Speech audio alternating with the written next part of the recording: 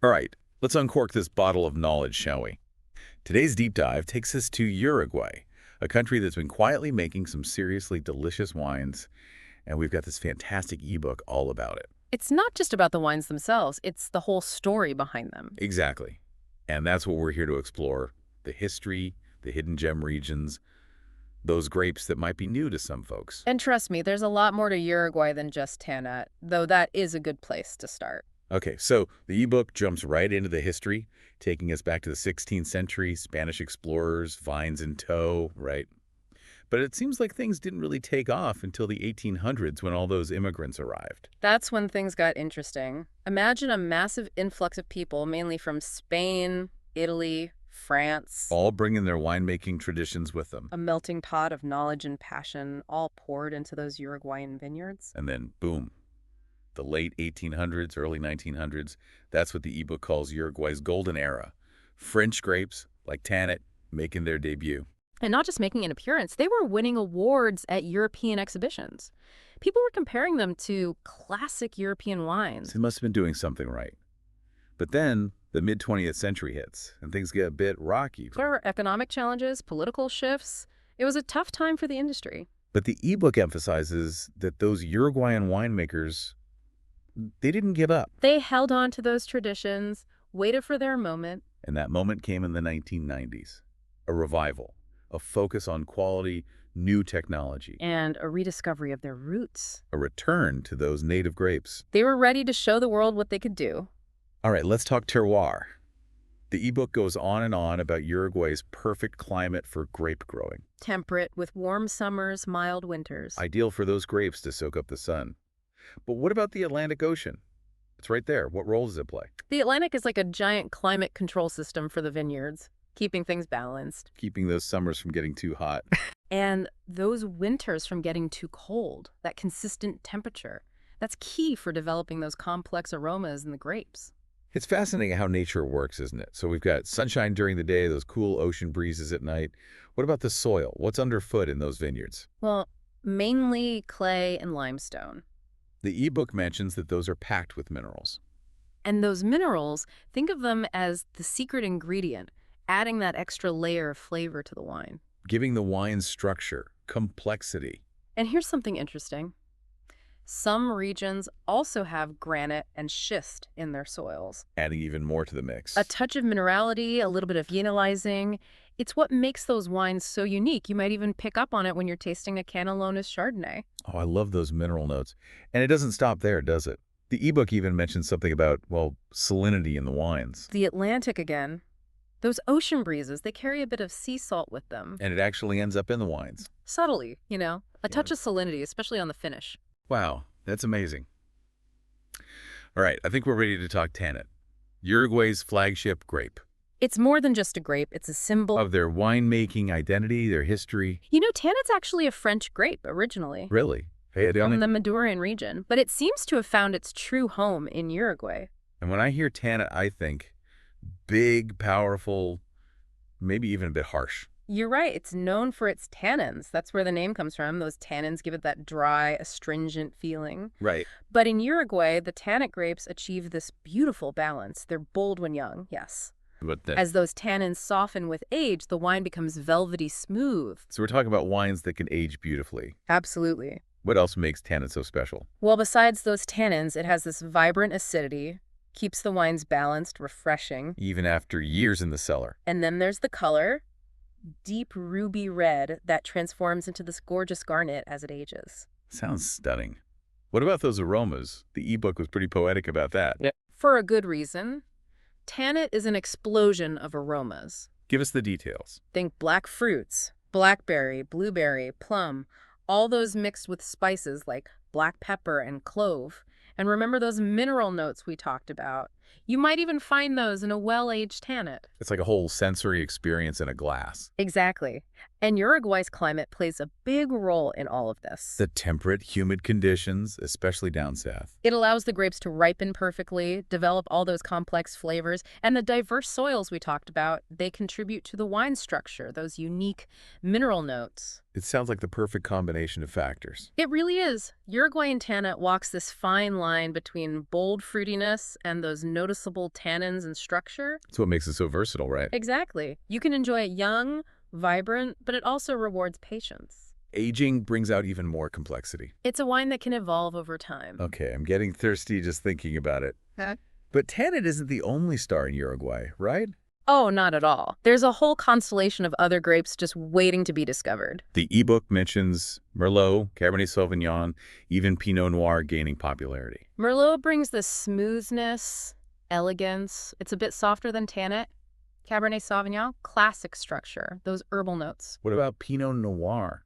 That seems like a grape for cooler climates. You're right, but some winemakers are experimenting with it in Uruguay's cooler microclimates, especially down south. They're finding success. Producing lighter-bodied Pinot Noir. With bright red fruit, earthy notes. Now, we can't forget about the white wines. What's hiding in those Uruguayan vineyards? Oh, the white wines are all about freshness, vibrancy. You've got your Chardonnay, Sauvignon Blanc with those zesty citrus notes, and Albarino, believe it or not. Albarino, I thought that was a Spanish grape. It is, but Uruguay's coastal regions, they're perfect for it, producing crisp, aromatic wines, citrus, white peach, a touch of that salinity from the ocean breezes. Wow, that's a surprise. And then there's Viognier.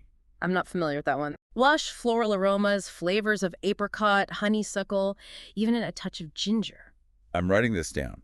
Now, one thing that really caught my eye in the ebook was the talk about reviving those native grapes It's a story of preserving their heritage. in the vineyard and in their culture. Yeah. Are there any standouts in that category? There's Marcelon, a hybrid red grape that's becoming quite popular. It's a cross between Cabernet Sauvignon and Grenache. So you know it's going to be bold. Powerful, flavorful wines. And then there's Vinhão, a Portuguese red, showing promise for both rosé and sparkling wines. They're really experimenting with it, trying to unlock its potential. It's exciting to see that dedication to bringing back those lesser-known varieties. It's about rediscovering their roots, exploring those forgotten flavors. All right, we've got the history, the grapes, those unique terroir influences. But now I need to know where all this magic is happening. The ebook takes us on a tour of key regions, starting with Canelones. Canelones is the heart of Uruguayan wine country. It holds the majority of the country's vineyards. And remember, the Rio de la Plata. Its influence is strong here, creating that ideal climate. Temperate, humid, perfect for those grapes. The ebook even mentions some of the oldest wineries in Uruguay being located in Canelones. It's steeped in tradition, generations of winemakers pouring their hearts and souls into those wines. You can practically taste the history. You can feel it when you walk through those vineyards. Next up, Montevideo. I was surprised to learn that the capital city itself is also a wine region, It just shows you how deeply wine is woven into Uruguayan culture. that you can experience it even in the bustling capital. Winemaking in Montevideo dates back to the 19th century. It's evolved alongside the city itself. The ebook also mentions a unique freshness, minerality in Montevideo's wines. It's the Rio de la Plata again, that proximity to the river imparting those special qualities. Then we've got Maldonado, which the ebook calls a rising star. Maldonado is home to Punta del Este. Glamorous beaches. But what's putting it on the wine map is the influence of the Atlantic. Those cool ocean breezes. Adding that vibrancy and minerality to the wines. And then there's the soil, sandy, granite. It all comes together to create something really special. Our final stop is Colonia, which, according to the ebook, has a fascinating history with wine. Colonia's wine story goes way back to the 17th century. Wow, that's early. One of the first places in Uruguay where winemaking took root. But then phylloxera hit in the 19th century. That devastating vine pest. It hit Colonia hard, led to a decline in wine production.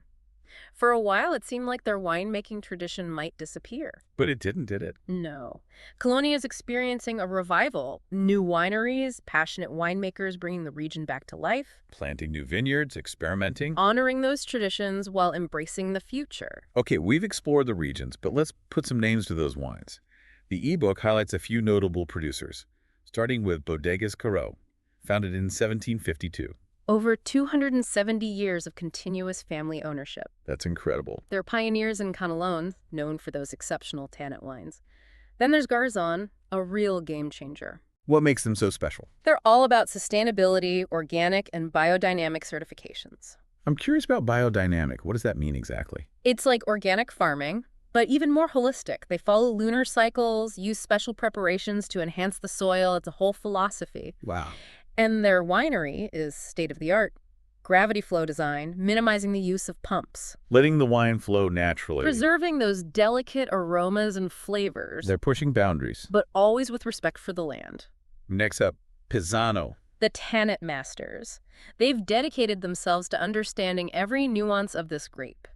They produce a wide range of Tannat wines, showcasing its versatility. From young and fruity to aged and complex. They're showing the world what Tannat can do. Then there's Buza, a boutique winery crafting author wines. Author wines. Small batch, artisanal. It's about expressing the unique character of the vineyard, the winemaker's personal vision. A very hands-on approach. Each bottle is a work of art.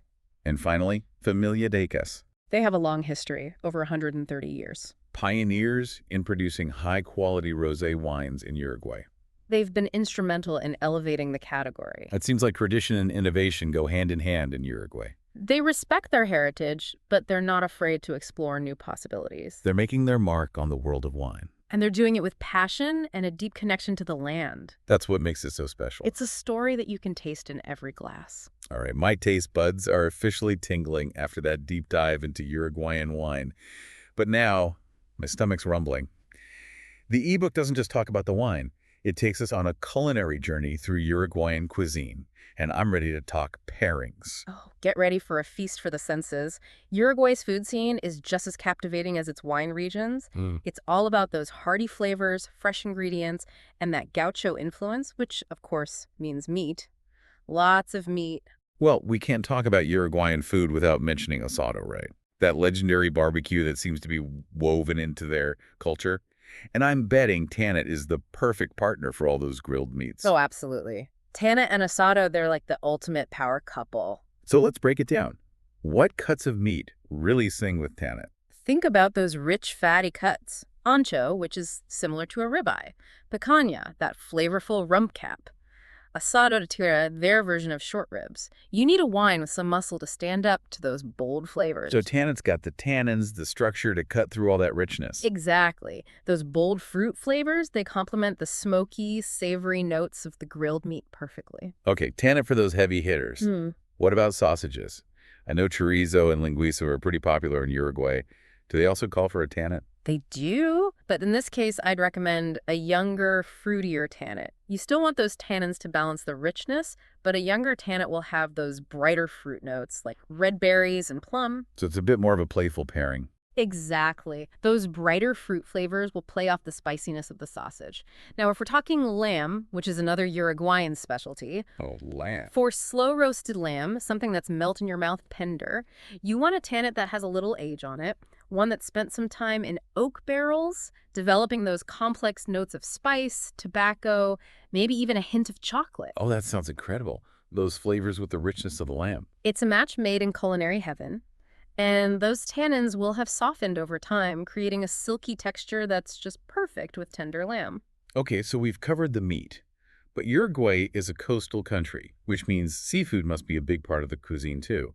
Does Tannat work with seafood? For seafood, you'll want to switch gears and explore those crisp, refreshing white wines we talked about earlier. Albarino, Sauvignon Blanc, those are your go-tos. So a complete change of pace. What makes those whites so great with seafood? It's all about that vibrant acidity. It cuts through the richness of the seafood, cleanses your palate, and those citrusy mineral notes, they just complement the briny flavors of the ocean. Okay, I can picture it now. A plate of grilled fish, a glass of chilled Albarino, the sound of the ocean. Sounds perfect. But what about cheese? The ebook mentions that Uruguay has a tradition of artisanal cheese making. What wines pair well with those local cheeses? Oh, cheese and wine pairings. Always a good time. And luckily for us, Uruguay has a lot to offer on that front. For fresh cheeses, like ricotta or Minas, which is a semi-soft cow's milk cheese, you'll want to stick with those lighter whites. Sauvignon Blanc, Albarino. Makes sense. Their crispness and acidity would go well with those delicate flavors. What about those semi-cured cheeses? The ebook mentioned Colonial and Proto. Those have a bit more depth of flavor, so they can handle a light-bodied red. A young Merlot would be lovely, or even a youthful Tannat with those vibrant fruit notes. And for those of us who love aged cheeses like Parmesan or Pecorino. Ugh. For those intense, nutty cheeses, you need to bring out the big guns. A mature Tannat Reserva or a Cabernet Sauvignon that spent some time in oak. Those complex aromas, firm tannins. It's all about balance. Finding that harmony between the wine and the cheese. Now, the ebook also touches on contemporary Uruguayan cuisine. Are chefs experimenting, shaking things up? Oh, absolutely. They're blending those traditional flavors with modern techniques, international influences. You're seeing dishes like pasta with rich, meaty sauces, creamy seafood risottos, even game dishes with wild boar or partridge. Okay, so we're not just talking about asado anymore. What wines can hold their own against those bolder flavors? You need wines with a little more oomph, a little more complexity. A Tannat Reserva with those layered flavors of dark fruit, spice, earthiness, or a well-structured Cabernet Sauvignon. So it seems like no matter how modern Uruguayan cuisine gets, Tannat is still a go-to pairing. Tannat's incredibly versatile. It can be enjoyed in its youth, but it also has the structure and complexity to age gracefully. Makes it perfect for both those traditional and those contemporary dishes. Well, after all that talk about food and wine, I'm officially starving. But the ebook doesn't stop there. It takes us beyond the dinner table and into the world of Uruguayan enotourism. What kind of adventures await those who want to really immerse themselves in the wine scene? Uruguay is quickly becoming a destination for wine lovers seeking authentic experiences. It's not just about tasting the wine, it's about connecting with the people, the culture, the land where it's made. It's a more holistic experience. Mhm. And the ebook talks about visiting wineries, and I'm picturing these beautiful, picturesque vineyards. Oh, you're spot on. Uruguayan wineries are incredibly welcoming. They open their doors to visitors, give you a glimpse behind the scenes. What kind of experiences can visitors expect? Well, there are the classic wine tastings, of course. You can sample a variety of wines, learn about the different grape varieties, but it goes beyond that. Many wineries offer guided tours of their vineyards. So you can really get a feel for the terroir. Exactly. You can stroll through the vines, breathe in that fresh air, and the people who work at these wineries, they're so passionate. I bet they love sharing their knowledge. Absolutely. They can guide you through the tasting, answer your questions. It's like having your own personal wine tutor. That sounds fantastic. What about those who want to really immerse themselves? Yeah. Can you actually stay overnight at some of these wineries? You can. Some wineries have these charming on-site accommodations, boutique hotels, cozy guest houses, nestled right among the vineyards. That sounds idyllic. Yeah. And I bet there are some special perks for those who stay at the wineries, right? Oh, definitely.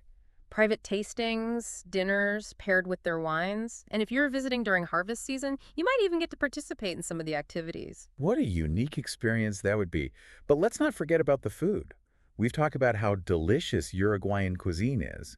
How does that tie into the eno-tourism experience? Food and wine are practically inseparable in Uruguay. Many wineries have these excellent on-site restaurants. Showcasing those local ingredients, those traditional dishes. They create these pairings that elevate both the food and the wine. So you can enjoy a delicious meal, perfectly paired with the wines you've just tasted. The ebook also mentions mercados, or markets, as being great places to experience Uruguayan cuisine. What should we look for at these markets? Oh, the markets are a sensory overload. You'll find fresh produce, artisan cheeses, all those amazing cured meats we talked about, freshly baked goods. It's a great place to get a taste of everything. I love the idea of exploring a local market and then maybe finding a scenic spot in the vineyards for a picnic. Now, speaking of scenery, the ebook painted such a vivid picture of Uruguay's landscapes. Rolling hills, lush vineyards, that sparkling coastline. What are some must-see sights for those venturing beyond the wineries? Uruguay has something for everyone. You can take a scenic drive through the wine regions, past those charming villages, over those rolling hills, or head to the coast from those glamorous beaches of Punta del Este to the more laid-back shores of Jose Ignacio. So much to see and do. And I imagine those coastal breezes add a unique element to the wines produced in those regions. Absolutely. It's all connected, the land, the climate, the wines. It's nature's influence captured in every bottle. It's amazing how those elements translate into what we taste in the glass. Are there any special events or festivals in Uruguay that celebrate their wine culture? Uruguayans love to celebrate their wine, and there are several events throughout the year where you can experience that firsthand. One of the highlights is the binational Tannat Festival, held annually in Rivera, right on the border between Uruguay and Brazil. Binational, so it's a joint celebration. Exactly, a huge celebration of their beloved Tannat grape. You've got tastings, seminars, live music, even tango performances, and many wineries also host their own harvest festivals. What do they call it? Fiesta de la Vendimia. They're a way to celebrate the end of the harvest, the culmination of a year's hard work. You can witness traditional grape stomping, enjoy live music and dancing. It sounds like a true celebration of community. That's the heart of Uruguayan wine culture. It's about passion, tradition, and that deep sense of community. And you can feel that warmth and hospitality in every aspect of their enoturism experience. Well, I'm feeling very inspired to plan a trip to Uruguay and experience it all myself. Before we wrap up, is there anything else you want to highlight about enotourism in Uruguay? Anything that really stood out to you? What really captivates me about Uruguay's wine scene is its authenticity. It's a place where you can connect with the winemakers, the land, the culture on a personal level. You can taste that passion in every sip, and you can feel that warmth in every interaction. It's an experience that stays with you. It sounds like more than just a trip, it's a journey. All right, I'm ready to bring a taste of Uruguay home. But how do I actually go about choosing and buying these fantastic Uruguayan wines? When I'm at the store staring at all those bottles, where do I even begin? Well, let's equip you with some label deciphering skills. The ebook's got some great tips for navigating those wine aisles and finding those hidden gems. Okay, I'm all ears. What secrets are those labels hiding? First things first, the grape variety. We've talked about Tannat, of course, but remember those other names too. Merlot, Cabernet Sauvignon for reds. For whites, Albarino, Sauvignon Blanc, Chardonnay. Knowing those names will give you a good starting point for understanding the style of wine you're looking at. So it's like knowing the language of the label. Exactly. And then there's the region. Canelones, known for those bold, structured reds. Maldonado, with that coastal influence, those fresh whites. Knowing the region can help you anticipate what to expect in the glass. It's all about context. What about classifications? Does Uruguay have a system like France or Italy with all those fancy designations? It's not quite as formal, but you might see terms like Reserva or Gran Reserva on the label. Those usually indicate wines that have been aged longer, often in oak barrels, giving them more complexity and structure. So those are the ones to look for if I want something a bit more special. Anything else I should be paying attention to? Always check the vintage, the safra, as they call it in Uruguay. That tells you the year the grapes were harvested, and vintages can vary quite a bit depending on the weather. A warmer year might mean riper fruit and bolder tannins. A cooler year could lead to wines with higher acidity, more freshness. So vintage matters. Hmm. Makes sense. And lastly, what about the producer? Should I be paying attention to the names on those labels? Absolutely. Just like getting to know a chef or an artist, understanding a producer's philosophy and style can really help you find wines you love. We talked about some fantastic producers earlier, Bodegas Carrao with that long family history, Garçon, those innovators, Pisano, the Tannat experts, Mhm. Buza, the boutique winery. Each one brings something unique to the table. I'm starting to feel like a real Uruguayan wine detective. Ah. So I found my bottle, deciphered the label, and now I'm ready to open it. Any tasting tips to help me truly appreciate what's in my glass? Well, tasting is all about engaging your senses, really being present with the wine. First, make sure you're serving it at the right temperature. Reds, like Tannat, slightly cooler than room temperature. Whites and rosés, nicely chill. Setting the stage for those aromas to shine. Exactly. And speaking of aromas, a glass with a wider bowl will give those reds a chance to breathe, open up. Give it a gentle swirl to release those fragrant molecules. Then take a deep inhale. See if you can pick out those different notes. Fruits, flowers, spices, maybe even some earthy or mineral elements. It's a sensory puzzle. Then comes the best part, the actual tasting. Take a small sip, let the wine coat your palate. Notice the acidity, the sweetness, the tannins. Those are the building blocks of the wine. And pay attention to the finish, that lingering aftertaste. It's amazing how much there is to discover in a single sip. What if I find a bottle that has some serious aging potential? Any tips for cellaring those special wines? Think of cellaring as creating a sanctuary for your wine.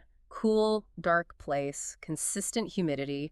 Store those bottles horizontally so the cork stays moist, and make sure the temperature stays stable, no drastic fluctuations. So we're basically pampering our wine. In a way. And with proper care, those age-worthy wines will evolve beautifully, developing those layers of complexity, those nuanced flavors that only time can bring. Well, this deep dive into Uruguayan wine has been a revelation. I feel like I've learned so much, but it's also just the beginning of my exploration. It's been a pleasure sharing this journey with you, and that's the beauty of wine. There's always more to discover. I'm already dreaming of those rolling vineyards, those bold tannats. Any final thoughts for our listeners before we wrap up? Uruguay's wine scene is a testament to passion, dedication, and a deep connection to the land. It's a place where tradition and innovation come together to create something truly special. So raise a glass to Uruguay, a country that's quietly making its mark on the world of wine. Cheers to that. And with that, we say goodbye to the beautiful landscapes and bold flavors of Uruguay. But the exploration doesn't end here. Keep learning, keep tasting, and keep discovering those hidden gems in the world of wine. Until next time, happy sipping.